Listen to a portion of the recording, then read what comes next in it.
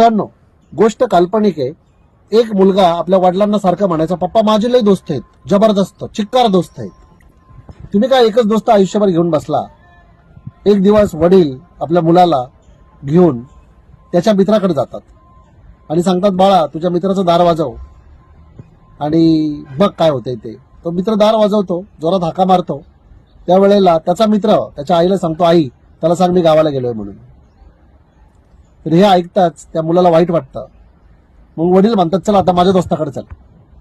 आणि मग ते त्या मुलाला घेऊन वडील स्वतःच्या दोस्ताकडे येतात. रात्री 3 वाजलेले असतात, दार वाजवतात. दार वाजवल्यानंतर आवाज मारतात. त्यावेळेला आतून आवाज येतो, रामभाऊ थांब थांब आलो म्हणून. आणि पटकन आहे ना धावत पळत त्यांचा मित्र तो दार उघडतो. हातामध्ये एक लाकडाचा वणका असतो, असं लाकूड असतं भलं मोठं, आणि हातामध्ये पैशाचा गठ्ठा असतो.